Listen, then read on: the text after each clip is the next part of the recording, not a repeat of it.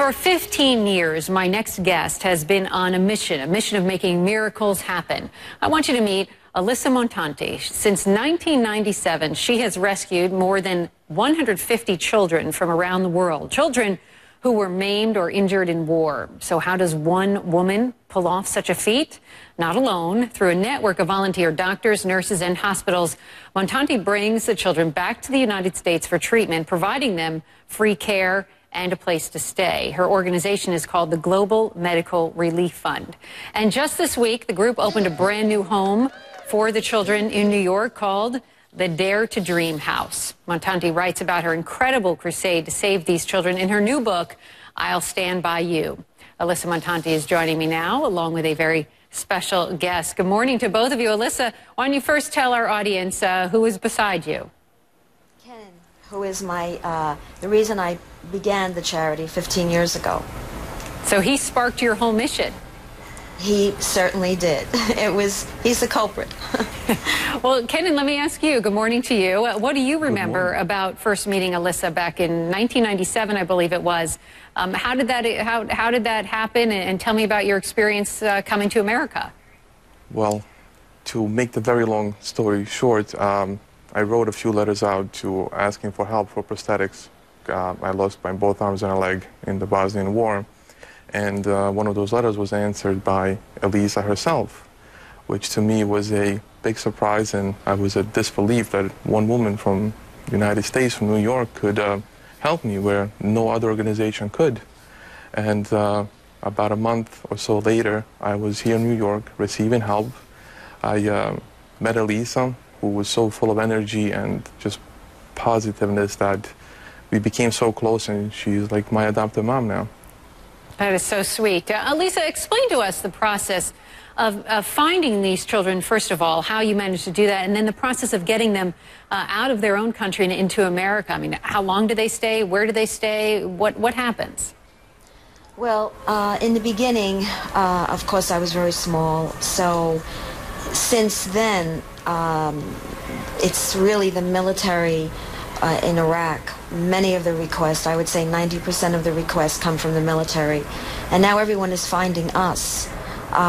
So the children are out there in this fragile world that we live in. Unfortunately, there's so many. So we have the new children that become follow-up. So the follow-up children come back every year, depending on how fast they grow. And then, of course, there's new children. There's earthquakes. There's war. So they're finding us, actually, at this point. And Kenan, you and your mom actually lived with Elissa for 4 months during your treatment about 15 years ago. But you actually came back to live. Tell me why.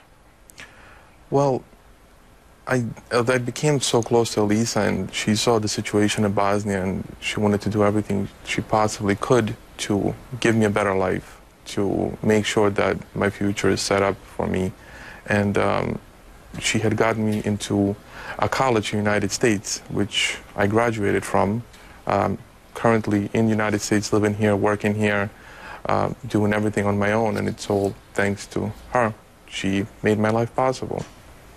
And Elissa, I know that you've been all over the world helping children, places like Haiti, Afghanistan, Iraq, Liberia, Libya, just to name a few. I can't imagine how emotional it must be, but talk about the personal experience of going to some of these places, and tell us what it's like to see these children so desperate.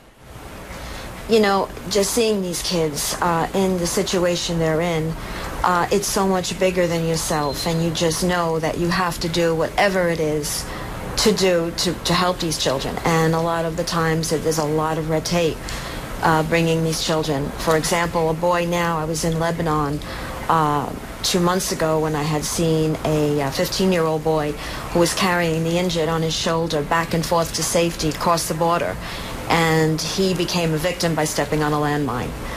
So we're trying to get him, because the American Embassy denies it, because he's a refugee, so now we're going through humanitarian parole.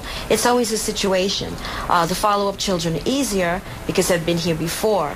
But going to these countries like Haiti and Lebanon, Iraq, it hasn't been easy. But we have succeeded. You are facing some criticism as well, even though you're helping a lot of kids around the world. So how do you react to that? Because a lot of people say, well, maybe you should be helping children here in the U.S.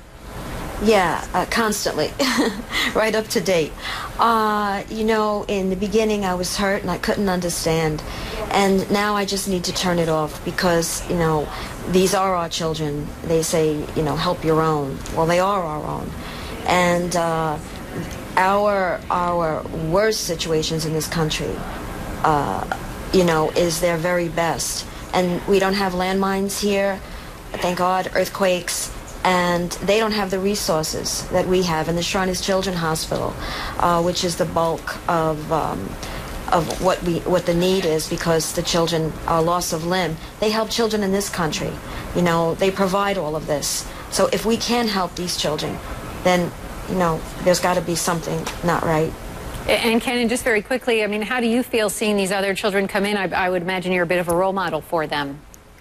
I try not to look at it that way. I just show them what I've accomplished with everything that has happened to me, and they seem to look at me and agree with that, and I just try to show them how to live their life.